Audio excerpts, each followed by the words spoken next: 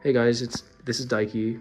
He won the hat tournament last week on Madolche. So Daiki, can you tell us a bit about yourself?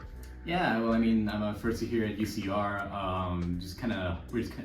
Hopped on the hat trend. We did tournament. At first, I wanted to do like Battle and Boxers, but then I kind of realized it kind of sucks against an artifact Trendfix. So like I decided to pivot into like something else. So I said like I'll just try Madolches, and like they worked out really well, as you can see, because I won the tournament. So yeah, so we can get into the deck right now. So starting off, free Angeli. Angeli is just a crazy card in general. Just normal summon Angeli, it gets you full combo basically. Well, full combo, I guess. You tribute Angeli, summon the Hoot Cake, then Hoot Cake gets you to Miss Gelato. It's a really crazy card.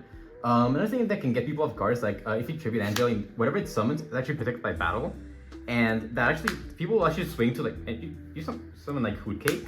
If people swing to the Hoot Cake, they won't realize that it's protected by battle, so catch people off guard. But yeah, just a crazy card. Next up, Hoot Cake, another crazy card.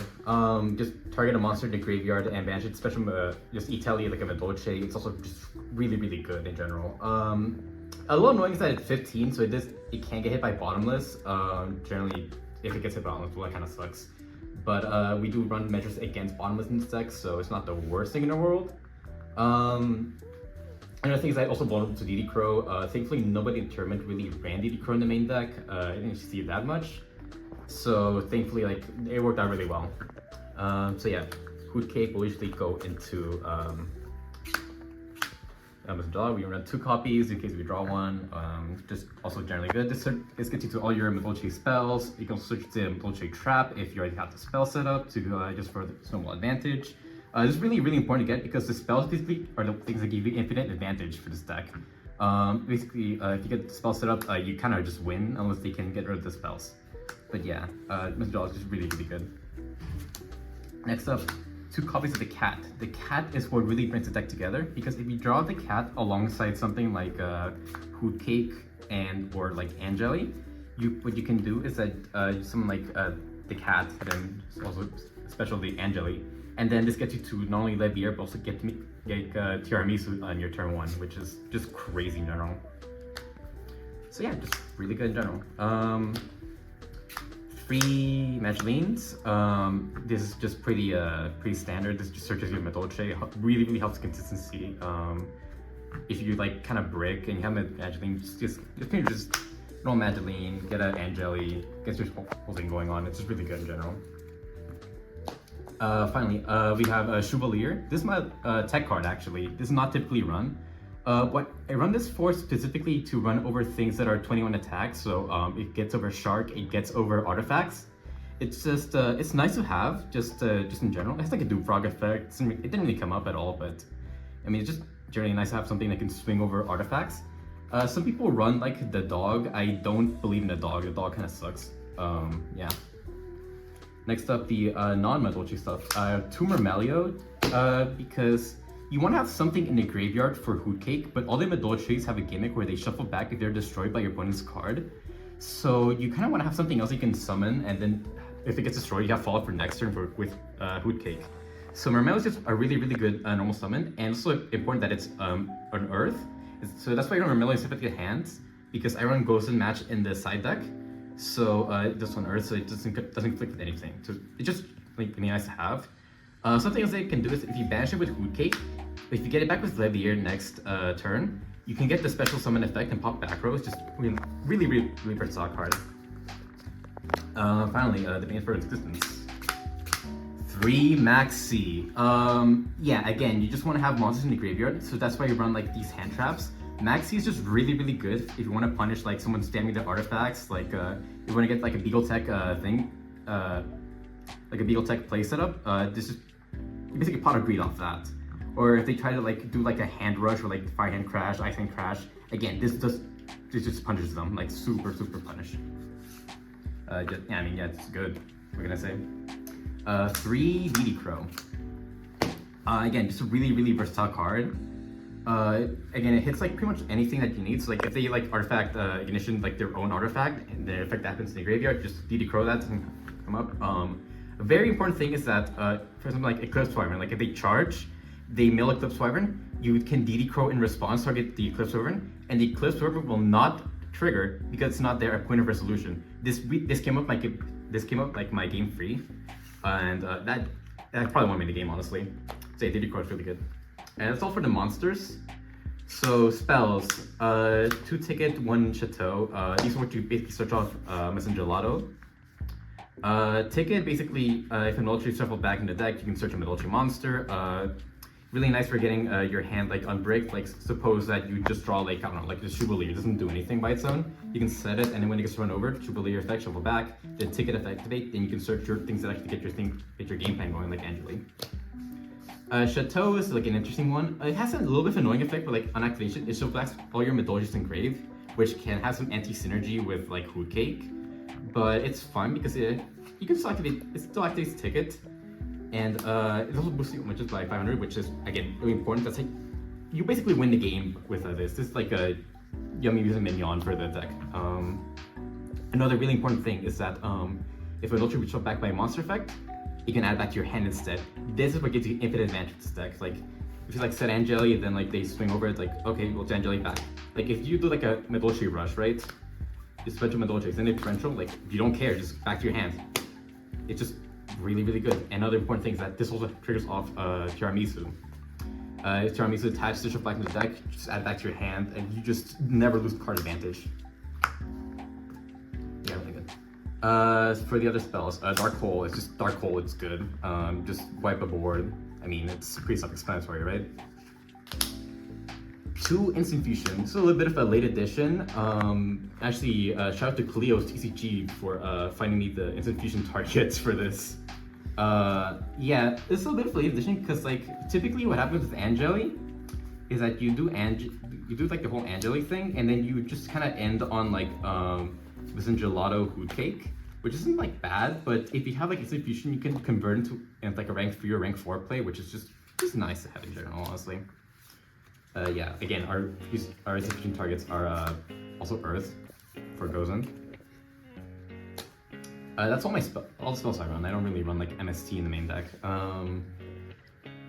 Again, because I kind of told the deck to be against more like hand artifact trap tricks. I was kind of afraid of that matchup, so I kind of decided I'll cut out the MSTs and I put in some other stuff instead.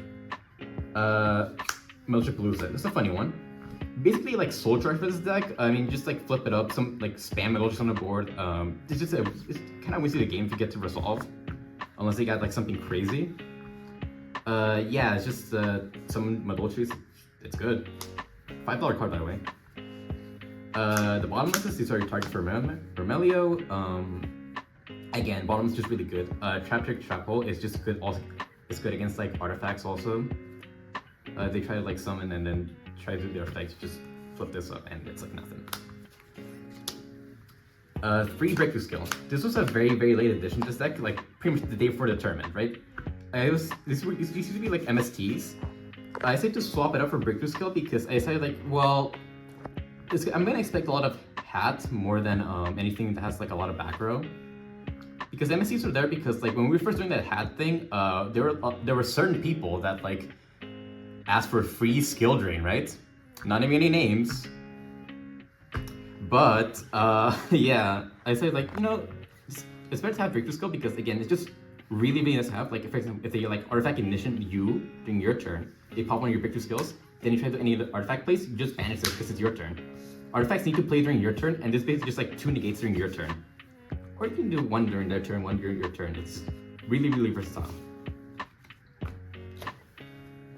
Free Wiretap. It's just really nice to have like some kind of protection against just other traps, because all this, if you're worried about spells, I mean, spells only pop like spells in this format, like this MST or Artifact Ignition. Like you're not worried about protecting your back row that much because you can just get back with Tiramisu, but you are worried about like Solemn, or you're worried about Bottomless, you're worried about a lot of trap cards.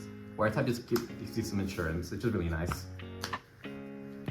Finally running with like the one-ofs, compulsory evacuation device, just kind of, it's out like stuff like Shark, which you can't really get rid of easily. It sounds like Lead Yoke. Yeah, it's just nice to have. Torrential, yeah, it's good. well, I don't know what to say. The bunk. This was a funny one. I found this during Kyle's, shout out to Kyle, Club President, bulk. It's like a $2 card for some reason, but I mean, it's just nice. This hits like hand traps, it hits like anything in the graveyard. It's nice. Solemn Warning, again, it's good. You can stop like an Xyz, you can stop a Synchro. Important, you can also stop like hands that come up during my round 2 against Battle Boxers. And finally, Transmigration Prophecy. Shout out to Brandon for actually having this. Basically, it's like a DD Crow, but you shuffle them back. It's kind of niche. It's not one in this format for some reason. But yeah, if you have like a Madolche engraving, you have to take it up. You can just target the thing in the graveyard, shuffle it back, and kick it effect activates. So it's not bad. It stops like Dragon Ruler. It stops artifacts. Again, just really nice. Alright. So moving on to the extra deck, 2 Tiramisu. This card is just the best boss monster in hat format. I mean, it's just shuffle back to non-targeting shuffle back into the deck, which is like crazy modern for the time being. Like, it's just really good. If you get this on board along with Chateau, again, you just win the game. There's nothing it can do except like Dark Hole, I guess. But like, yeah, just draw the 1-up. 2 Levier, again, this is what I've been talking about. Basically, Hoot Cake banishes a lot of things. Make a rank 3 with Hoot Cake and like another rank 3. You can make Hoot Cake, summon Hoot Cake, and then just get Levier. You just Levier attach and summon back the thing you just banished, and this is how you typically get to Tiramisu. So yeah, Levier just really versatile. So names, it's just nice to have something that can like you sit on. It has to protect you. It's 21, so like artifacts can't really swing over it unless you play size. Hashtag James. Acid Golem. This is a bit of this is more of a niche option. It's just nice to have something you can swing over things. There's like a lot of restrictions. I put this in extra because I anticipated a lot more skill drain in the tournament, but I never really came across it. So I mean, it's good. It's nice. I'll talk more about it. Nightmare Shark. When it's a simplified game seed and they're like really low, you can make a rank 3. Just swing for game with this. So if you try to sit on like a Redux, like it doesn't work. 2 Shark, just the best rank 4 in this format, honestly. Well, the best generic one. Just steals things or just make a bunch of rank 4 plays. It's good. If you like have a Mermelion like a spare 4, you can just make this. Giant Hand, just to negate. It came out like game free against Slice from Rulers to negate the Lumina. It's nice. Not much else to say. It's like $2,000 card at a time, but like ignore that. Abyss Dweller for hand or like artifacts, I guess, if they do ignition. It's good. I expect a lot more people to do this on me because I have graveyard effects, but like, I guess not. Cowboy for game, obviously. Tonight, this guy saved me during my game 1 against Cluster Artifacts. Like, just good. Like, just detach, pop. It's once per chain too, so if you try to like do anything with like artifacts, they just do it again. It's really funny. And 2 execution targets. Just being really quick. I run a hand package. Again, I anticipate like some skill drain, so if I was going to get skill drain, I just do the hands to pop the skill drain because it's in the graveyard, not in the field. 2 Bailers. These saved me game 1. I was playing so bad game 1 against like Cluster Artifacts, and like at game 2, like I was gonna lose because he just made plays again. But then I used Baylor, the cows, so like his levels were mismatched because I 4 and a 5. And then like next turn, I didn't draw anything good. I drew another Valor actually. And he tried to do the same thing again. I just Valored it again. Like, don't sleep on Valor. I should have been main decking this, honestly. It's just that good. 3 MSTs again for skill drain, I guess. Gozen. Gozen's really important because we're mostly Earths, so we can run Gozen, and this basically kills like Dragon Rulers. Not so much Lightstone Rulers, but they can't do their Dragon plays. This also kills like for Tratrix because like fire, water, earth, light, they're all different attributes, so this just kind of kills them. And finally, I kind of just didn't know what to do for final cards. Like, again, I was worried about Dragon Rulers, so I put like Grave. Probably not the best thing to put in here. You could probably put like something else. But again, it's just nice to have. Yeah. So yeah, Madolche is pretty good deck. I mean, what can I say? I won like this match in the tournament. Like, I mean, pretty good, right? Yeah, awesome. Do you have any shout-outs to make? Shout out to Brandon for bringing the bulk. Shout out to Rye for going to Cleo's, buying me most of the stuff I need for Madolche. Shout out Julian for recording this. Shout out to my brother Akio over at UCLA, who helped me like play this little bit of hat format. Yeah, I think that's about it. Awesome. Thank you. Yep.